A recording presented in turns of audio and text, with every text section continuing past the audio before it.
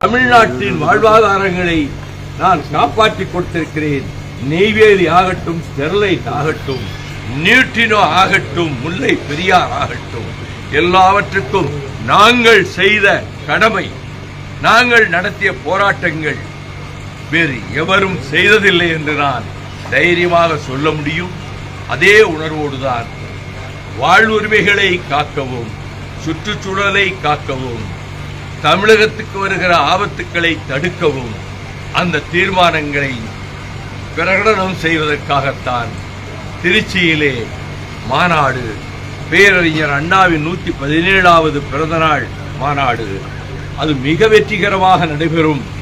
95லே வந்த அதே மக்கள் வெள்ளத்தை நான் இந்த வருடத்திலும் நான் எதிர்பார்க்கிறேன்.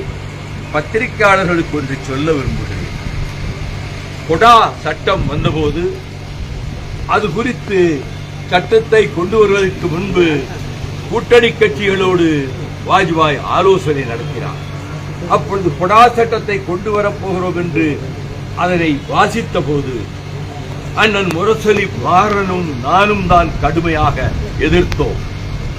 அது மட்டுமல்ல, மாறன் அவர்கள் என்னை பக்கத்திலே அழைத்து, நீங்க தனியா போய் வாஜ்பாயை பாருங்க, நீங்க சொன்னா அவர் பரிசீலிப்பார் என்று அண்ணன் தான் சொன்னார். அந்த கூட்டத்தில் பத்திரிகையாளர்களையும் சிறையில் அடைக்கலாம் என்ற ஒரு சரத்து கொடா பில்லிலே இருந்தது. இதை யாரும் சுட்டிக்காட்டவில்லை.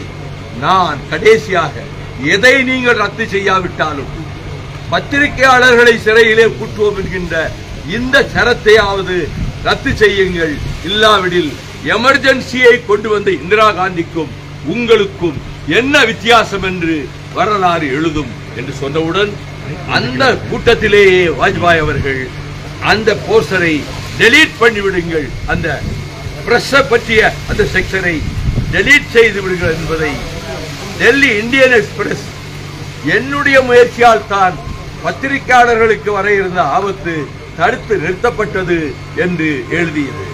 நான் ஆண்டுதோறும் ஜனவரி 1 நாள் அன்று ஒரு 150 பத்திரிகை நிருபர்கள், தொலைக்காட்சி நண்பர்களை சந்திக்கிறேன் தாயகத்தில். நான் நினைவில் வைத்துக் கொள்வதற்காக ஒரு நல்ல தரமான டைரியை கொடுத்துவிட்டு மிகச்சிறந்த அசைவ விருந்தும் சைவ விருந்தும் அவர்களோடு சேர்ந்து நான் உணவறிந்து விட்டு, லீவு நாள்ல பிரஸ்காரங்க வரவே மாட்டாங்க, ஆனால் ஒவ்வொரு ஆண்டும் 150 பேர் குறையாமல் என் அழைப்பை ஏற்று வருகிறார்கள். அவர்களோடு நேரத்தை செலவழிக்கிறேன். இந்த ஆண்டு பூராவிலும் நான் மகிழ்ச்சியோடு இருப்பேன் என்று சொல்லுகிறேன். அதே விதத்தில் தான் நான் பத்திரிகையாளர்கள் இந்த 61 வருடத்தில் நான் எந்த பத்திரிகையாளரையும் நேரடியாக நிந்தித்ததும் இல்லை, கண்டித்ததும் இல்லை. ஆனால் பத்திரிகையாளர்களை பார்த்து காரி துப்பிய தலைவர்களுக்கு கூட நாள்தோறும் 4 கால செய்தி என்றும் பத்திரிகைகளிலே வந்து கொண்டுதான் இருக்கிறது. சாத்தூரில் இருந்த கூட்டம் 4000 பேர், மண்டபம் நிறைந்து வழிந்தது. 9 மணி வரை 8:45 9 மணி வரை யார் உள்ள வந்து போட்டோ எடுக்கல. வெளியிலே LED திரை வைத்து அங்கே 2000 பேர் பார்த்து கொண்டிருக்கிறார்கள். மின்சாரம் தடைபட்டு விட்டது, விளக்குகள் அணைந்து விட்டன, ஒலிபெருக்கி வேலை செய்யவில்லை.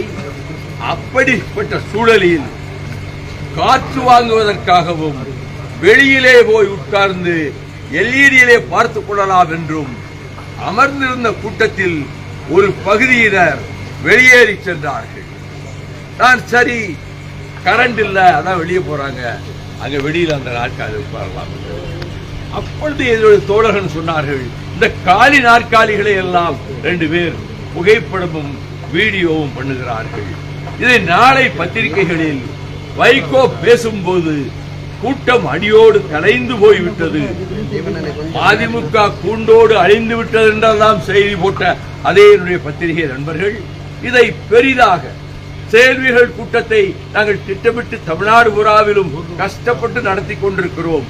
அட்டர் ஃபெயிலியர், எல்லாம் வெளியே போயிட்டாங்க, வைகோ பேச்சை கேட்க யாரும் தயாராக இல்லை என்று நாளைக்கு பதிவு செய்வதற்காக இந்த புகைப்படம் எடுக்கிறார்கள் என்று தம்பி நீங்க என்ன போட்டோவா எடுக்கிறீங்க, வீடியோவா எடுக்கிறீங்க? கூட்டம் இருக்கும்போது வந்தீங்களா? இப்ப எதுக்கு வெத்தினா காலியில எடுத்துக்கிட்டு இருக்கீங்க? வெளியே போங்க என்று சொன்னது உண்மை.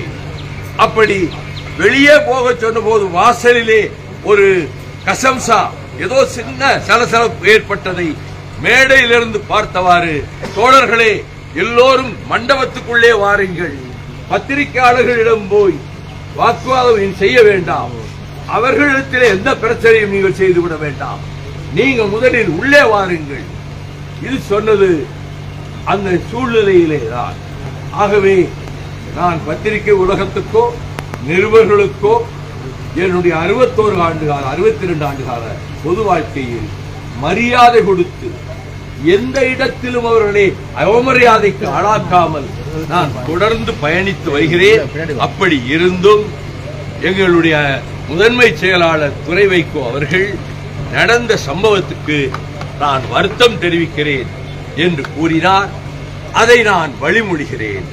உங்களை பொறுத்தமட்டில் திருச்சியிலே இருக்கக்கூடிய பிரஸ் ரொம்ப நடுநிலை தவறாத பிரஸ், பாரபட்சம் காட்டாத பிரஸ், எங்களுக்கு ஓரளவு நல்ல முறையிலே செய்திகளை தமிழ்நாட்டிலேயே வெளியிடுகிற பிரஸ் திருச்சியில் இருக்கிறது. நீங்கள் எங்கள் மாநாட்டை கூட நீங்கள் நினைத்தால் தான் மக்களிடம் கொண்டு போய் சேர்க்க முடியும். அதை செய்து தாருங்கள் என்று நான் கேட்டுக்கொள்கிறேன்.